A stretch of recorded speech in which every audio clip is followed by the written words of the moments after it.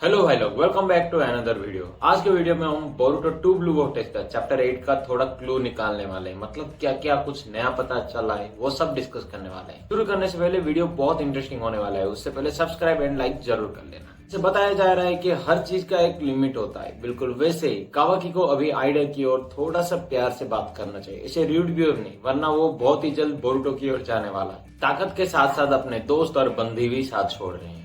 अब बारी है 4 डिवाइनरी की। एक है मोए की, दूसरा बग और तीसरा सास्के का क्लोन, और चौथा है खुद जूरा, जो हमें थोड़ा डाउट हो रहा था कि जो शिनोबी सारादा का बचाया था उसका क्लोन है या फिर इशिकी का क्लोन है। इस चैप्टर के बाद पता चल चुका है कि वो इशिकी का ही क्लोन है। देखो, जब गांव के अंदर हिदारी और जूरा गए थे, सेंसरी टीम ने बताया था कि एक है उचिया सास्के और दूसरा है नेगेटिव, मतलब उसका चक्रा उन्हें पता ही नहीं है। अगर वो सिनोबी होता विलेज का तो उन्हें पता चल जाता ना कि ये वही सिनोबी है, पर उन्हें तो पता ही नहीं चला। इसका मतलब वो बाहर का ही है। और इशिकी जब एंटर किया था बिल्कुल वैसा ही हुआ था।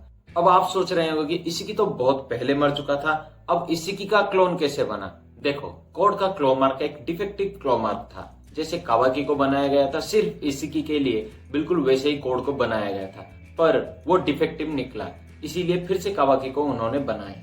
पर ये टोटली रिलेटेड था इशिकी से, क्योंकि जब यहाँ पर नारुतो के साथ लड़ते वक्त इशिकी मर गया, उसका एक वीडियो गया था कोड के पास, अपने कर्मा के थ्रू वो देखा था। मतलब इशिकी का कुछ ना कुछ उसके अंदर है, इसीलिए सब कुछ वो ट्रांसपोर्ट करके देख सकते थे। और जब कोड अपना क्लोग्रिम मर्ज किया था तभी इशिकी का थोड़ा बहुत माइंड आ चुका था टेंटेल में। जब बोरुटो ने एंट्री किया वो तुरंत एवेक हो गए। मतलब पहले से ही टेंटेल में थोड़ा बहुत माइंड आ चुका था और वो प्लानिंग कर रहे थे। अब देखो, मोएगी, बग और सास्के को अलग कर देंगे वो क्लोग्रिम से, तो यहाँ पर डिवाइन ट्री भी वापस से क्लोग्रिम बन जाएंगे। बिल्कुल वैसे ही अगर कोड को यहाँ पर हम मार देंगे तो वो जूरा का जो ब्रेन वाला मास्टरमाइंड है ना, वो भी खत्म हो जाएगा। सोचने वाली बात यह है कि कोड है कहाँ। अब बारी है न्यू टेल वेस्ट की। देखो, जूरा कभी भी नारुतो को नहीं देखा, वो बस पढ़ते वक्त ये जाना कि वो एक जिंचुरुकी है, उसके अंदर भी एक टेल वेस्ट है।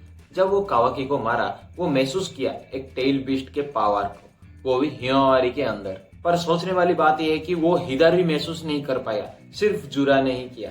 हिमावारी के अंदर ऐसा क्या है कि जो स्ट्रॉन्ग पावरफुल बंदे हैं वो सब महसूस कर रहे हैं। देखो, अब जूरा महसूस कर रहा है, टाइम स्किप से पहले डायमंड महसूस किया था। मतलब वो ऑलरेडी मारने के लिए तैयार तो क्या मार चुका था ऑलरेडी।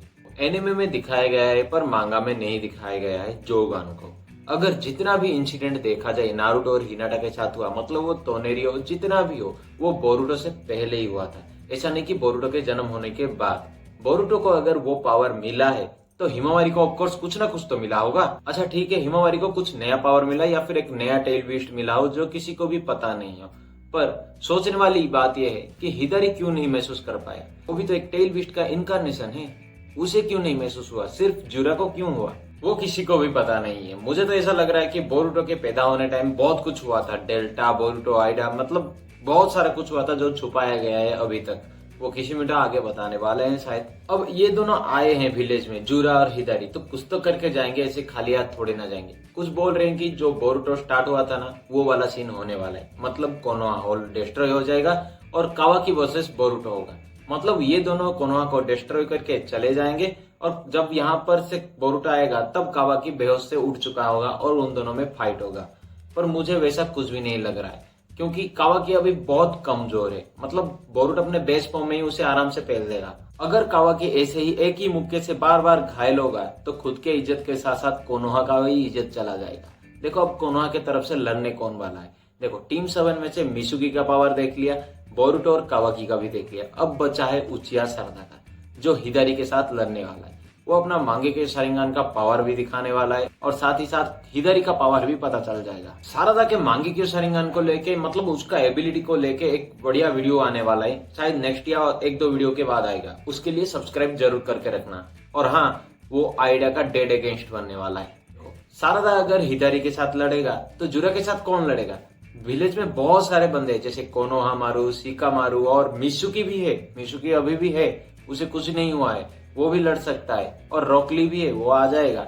और आइडिया भी आ सकता है क्योंकि वो कावाकी को मारा, अगर वो कावाकी का लवर है तो वो भी जरूर आएगा, और आइडिया को एक भी हाथ लगाया तो डायमंड चुप नहीं बैठेगा। अब बोरुटो आ भी सकता है या फिर नहीं, क्योंकि वो अभी अभी गया है, इतनी जल्दी वापस नहीं आएगा। डायमंड ही थोड़ा टक्कर देगा, पर जीतने का कोई चांसेस भी नहीं दिख रहा है। मतलब जूरा टोटली लीड करने वाला है कोनोहा के अंदर।